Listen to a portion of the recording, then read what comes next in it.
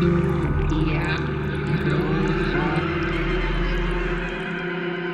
everyone, you're listening to another episode of Tu Tia Bruja. I'm Bex Carlos, your designated Tia Bruja. I'm super excited about this episode. So it's been a little bit since my friend Mētztli Wolf has been on the podcast. Back in season 1, we first met and they told us all about their online botanica. That's since changed.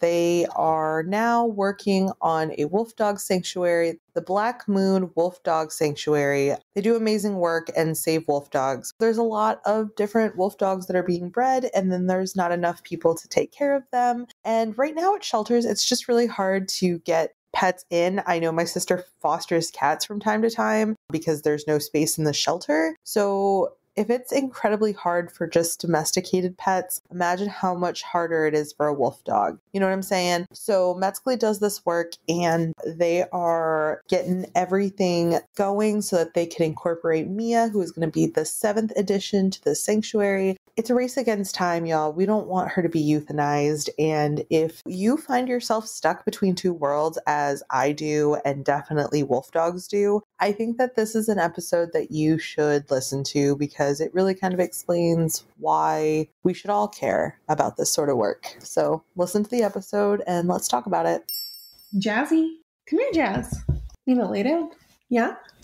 Here, lay down right here. Gotta do a podcast. So this is something that's changed since the last time you were on. Yes. A lot has changed. I feel like entire worlds, universes have changed since the last time I was on. It's good to be back. Thanks for having us, Vex.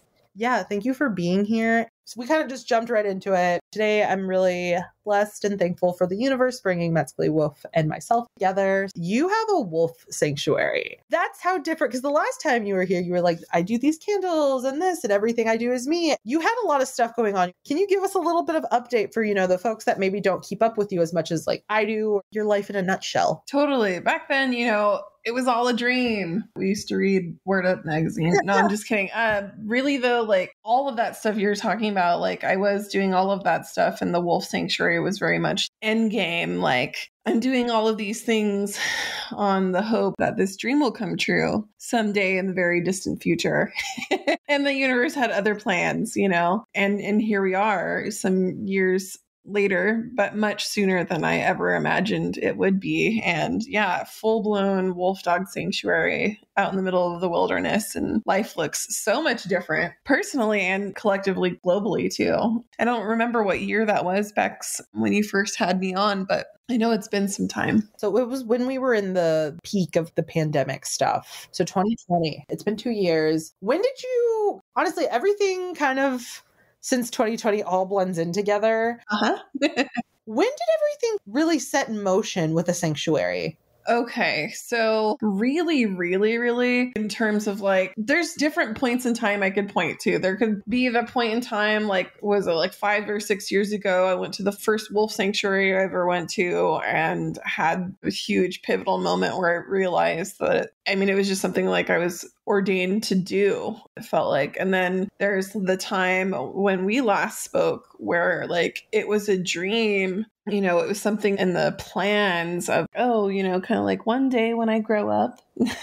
But really, though, what kind of was like the catalyst for it all was last year, just kind of having life continue to be surprising and flip, and the end of my marriage and leaving California and all of that kind of stuff. Push kind of came to shove. It was wild because things in the wolf community were really heating up, and I was having a lot of really intense emotions around not being able to be there, wanting to drop everything and go to a different state and do whatever I could to save as many wolves as I could. And then in a matter of time, the universe was like, well, here, your marriage is over and you have an opportunity to move somewhere else. So why not start your wolf sanctuary right now? I think that was like a little over a year ago. Has it really only been a year? It really has. Isn't that wild? I'm telling you, so much has happened. Even, yeah, it's really only been a year. Well, let me ask you something. Did you, because last year there was the Lions Portal that,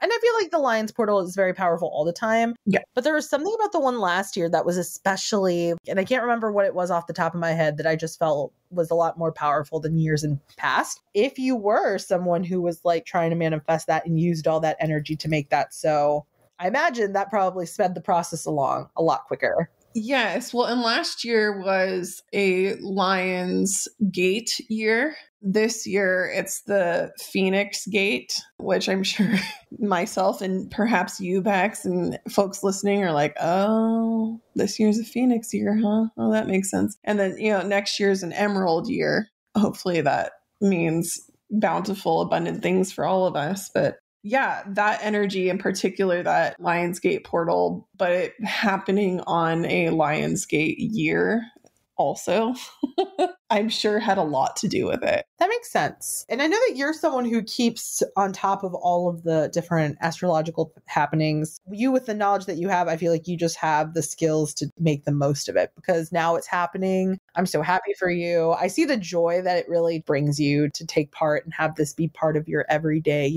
I was saying off cast, but I'm going to say it again. I'm a cat person, I have a cat for a reason because they're very low maintenance. I give so much props to my friends who have dogs and then the step up of a wolf dog. It's a lot, and imagine once you get to the point where you have wolves as well, just full on wolves. I'm so proud of you for doing this because the obstacles that capitalism gives us are truly obnoxious.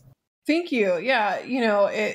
Yes, exactly that. And it is extremely challenging in so many ways. Taking on extra levels of difficulty, it's hella extra, and it feels hella extra during like these wild times we live in, but I wouldn't have it any other way. I know that a lot of times, especially because, being psychic or whatever, like I can feel across the screen when people are like, what in the hell is Mētztli doing? Like, why would you take on more stuff? Or if you're struggling, like, why would you do this? I feel like there's a lot of medicine in those questions. And there's a lot of medicine in just like showing up where a need arises and just like hoping and praying that the community at large, the energies around you, like everything will just come together and like work out. But you're right. It's different than a child. It's different than a dog. It's super different from a cat. I try to tell folks as often as possible that wolf dogs aren't pets. They're not pets. They're not pets. They are companions. Pets, you can go to work for your 8-hour workday and come home and more or less,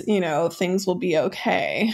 With a wolf dog, it is 24/7. These pack mates of mine are pretty intense. They are very, very, very wild. They don't really care or understand about some of the aspects of domestic living or the types of things that we subject pets to. It just doesn't compute. They're like, what's a furniture? I don't understand. Like, why don't you want me on this thing? Why would you put it here if you don't want me on this thing? They're pretty wild, but I love them. And I feel like perhaps more than just myself, maybe many of us can relate to kind of being caught between worlds. That's what I feel when I look at these guys. I see these beings, these incredibly powerful beings that are caught between the world of the wild and and the world of colony or the domestic and trying to exist in those spaces. And so here we are. I love that because you've broken it down in a way. I feel like my whole existence around being Mexican American, it's like you're never enough for one and you're never enough for the other. It's really beautiful that you are doing the work to make those in between feel like welcome and loved and appreciated because they're not finding, their way to you for no reason. It's because people are like, oh, it'll be fine. And then like they realize they're not up for it and they're being put down, they're being just released into the wild. People don't know how to handle it. And it's really amazing that you're taking on this responsibility. But with that being said, there's just so much involved with that. So you've said it before, and I'm going to say it here. When we uplift others, we uplift ourselves. And I want to make sure that you have everything that you need because you're taking on another pack mate. Mia's 7. Mm-hmm. Without necessarily having to get into the super details, what's kind of the situation that's making it so dire? Oh man. Well, I feel like a lot of folks probably are aware of like how animal shelters, there's like not enough room for just the like regular dogs and cats. There being an overabundance of pets being breeded and not enough homes. And then you add on top of that like late stage capitalism and folks having to take on like 2, 3 jobs and a side hustle. And guess what? Your hobby's now a side hustle, like all that shit. And then I don't know about where you live, Bex, but class example in like California, like there's like a housing crisis and there's like hardly anywhere that will allow pets. And if they do, that it's very breed restrictive. They're just the spaces and like accommodations for people who live with animals, live with pets, want to share their homes. It's becoming like narrower and narrower and less accessible for those of us who are marginalized. So it's kind of like this really intense compounding issue. So basically, people look at, if I go for a walk with these guys down into anyone's town, there's going to be like 15 people. Oh, they're so beautiful. Yes, they are. They're very beautiful. And I understand that like colonial urge to like, I want to own something of that beauty. But with this beauty, like I said, these are very powerful beings with exceptional needs, comes great responsibility. And I don't know that we live in a state of capitalism that accommodates that very well. And so unfortunately, while the world has changed since you and I last spoke, and it has gotten a lot harder for a lot of us who live multiple intersections of marginalized existence, the same has become true for wolf dogs. And I mean, to put it simply, Bex, there is a lot more wolf dogs than there are responsible owners, than there are resourced owners, than there are educated owners, and then there are sanctuaries or shelters, because regular animal shelters can't take them. If you bring a wolf dog to a regular animal shelter, if they are super nice and for some reason have the space to help, they will try and get it to a shelter or a sanctuary somewhere else. But the thing is, like, all the sanctuaries are full. And so it's just kind of like this big crisis where wolf dogs are still being overbred and underhoused and therefore are being put down in great numbers. So, you know, there's a big community of us like just trying to do as much damage control as possible and quickly educate as many folks as we can. Like, yes, these are beautiful, majestic creatures. And I really love Game of Thrones too, but that doesn't mean everyone needs to go and get a wolf dog. These guys deserve forever homes just like you and I do. And it's a huge, huge life commitment. They require a lot. So I actually didn't realize that Game of Thrones had made them grow in popularity, but that makes sense. I'm just really glad your message and what you're doing is it's finding the right people who definitely like, we want to help you. We want to uplift you. And I want to take the time to say that if this is aligning with like your mission and this is something that seems very important to you, as it does to us, we're holding a raffle to raise some funds. So it's going to be super simple, right? If you check my social media today, we're going to be sharing all the different things you can win. Is GoFundMe the best way to contribute? Or is there any other way that you would like people to contribute? GoFundMe is fabulous in that it helps our community see where we're at in relation to our goal. Obviously, I don't get to see all of that funding. There are other ways you can contribute. One of the best ways I like to ask folks to contribute is to consider like becoming a part of our Patreon, just because that is a long-term sustaining type commitment. But if you can't do that, then yeah, GoFundMe or any of the payment gateways that you can find through my link page, which is super simple. It's just revolutionarymystic.com/links. You'll be able to find everything everywhere, ways you can help. Amazing. We just need proof that you're doing it. So you can send it on GoFundMe. You could do Venmo. You could do any other form of payment. But like you said, and your candles are amazing. I'm really excited for next month when my finances are in a better space, because I'm going to upgrade what I have going on Patreon to do the candles, because you bitch like candles. And with this raffle, we're trying to make it as accessible for everyone, because we get it. Times are hard. The, disposable income that you might have might not be a lot. I've donated a few decks of the Queers and Queens tarot deck that I helped work on. There'll be a few of those up for grabs. Our lovely friend Ryan of Hippie Witch Heart has donated a couple of items, including some sigil art, some soap. Canmu Creations has donated some fingerless gloves. So you'll get like a custom fingerless glove. And there's examples on the stuff on the social media that's popping up today, so you know what they look like. And Marcella Kroll, who I love, Marcella Kroll. She's truly amazing. Yes. Marcella and Lord. I can't forget Lord.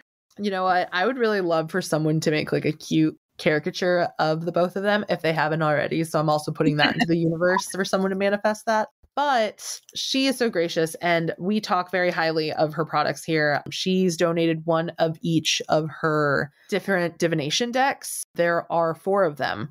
She's not selling them anymore. Not right now, anyway. She's taking a step back, and she has partnered with someone else. So eventually they're going to come back. But right now, basically, if you can find them at a witch shop somewhere, or maybe like a reseller has them, I'm so happy that she did this. You are supporting Marcella's work and the fact that she's getting involved with us, and we're getting that much closer to the Wolf Sanctuary. Yeah, absolutely. No, I really appreciate Marcella, Ryan, you, everyone, like just doing what you can. That's all we asked.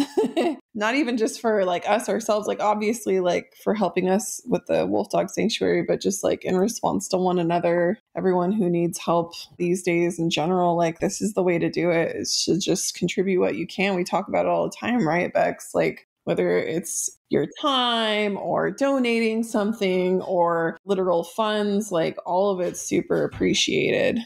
Money, time, resources. We have the Revolutionary Mystics community. If you're not there, you should be. But honestly, I want to say that that's one of the only reasons I still keep Facebook. Yo, same.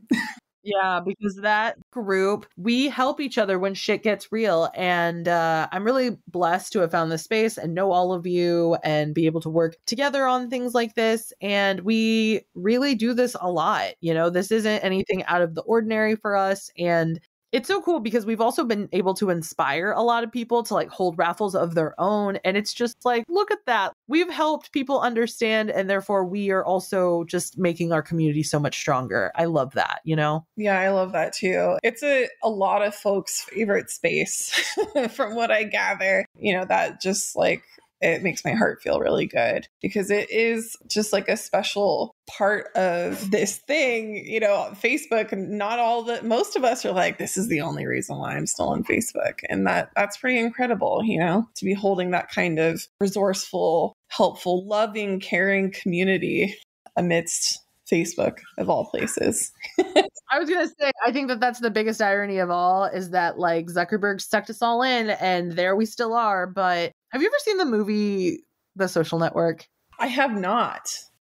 Okay. Aaron Sorkin's great and David Fincher directed it. So definitely check it out. But it's just like a fictionalized version of everything that happened in Facebook. And there's this whole part where like Justin Timberlake is playing Sean Parker and he's like on a coke high, right? And he's with a bunch of interns and just doing sleazy Silicon Valley stuff. But he's having this thought, right? It's like, we lived in towns and then we lived in cities, and one day we're going to live on the internet. And in a way, I think we definitely do.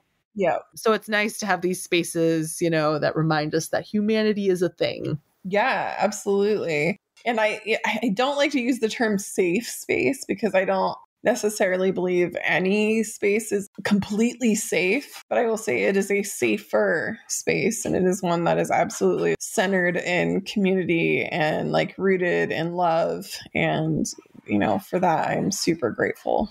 Yeah. And you know what? You made it happen. So I really hope that you realize that you've really done this really cool thing. Aw, thank you. Yeah. Once upon a time, it was just like me and 3 friends in that group. It's wild. It's wild how things change.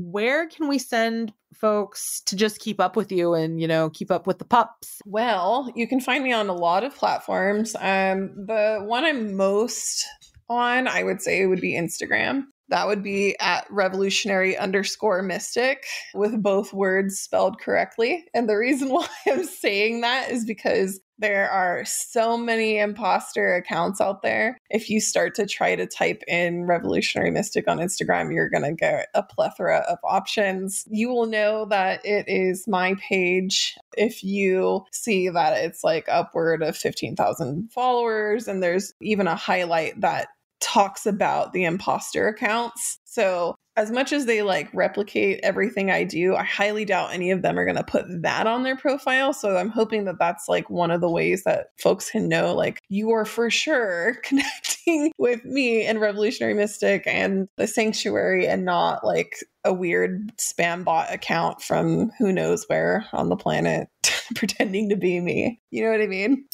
Thank you again. This goes live today and tomorrow at 7 p.m. Pacific Standard Time. Mētztli will be drawing the winners. Just a reminder, if you are one of my Patreon subscribers, you'll get double tickets. If you are also Mētztli's, you will get triple tickets. We have made the tiers as accessible as we can. We want everyone to be included, right? The range of tickets, it's from $5 to $19. You get one ticket. From $20 to $40, you get two tickets. From $41 to $60, you get 3 tickets. From $61 to $80, you get 4 tickets. From $81 to $100, you get 5 tickets. And from $100 to $250, you get 6 tickets. There's some really good prizes. I know that we mentioned the Marcella Kroll items in the episode. I know that I mentioned that I'm giving away some tarot decks as well. The Queers and Queens tarot deck, which was created by Elion Studio Art. In addition to that, Brandy Amara Sky, known as Woke Magic, donated 2 copies of her book in addition to a month-long membership to her community. So there's a lot of really rad stuff. If you're a crystal witch, there's tons of crystals up for grabs. There's something for everybody.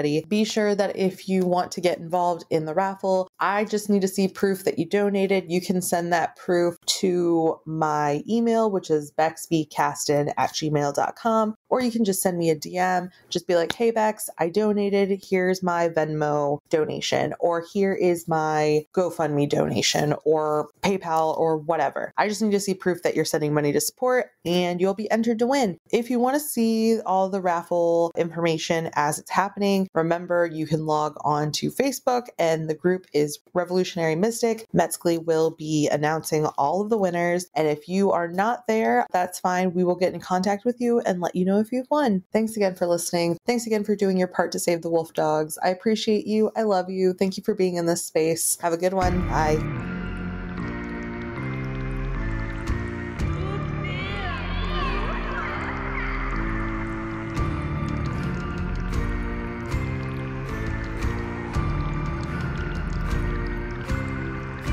Mm-hmm.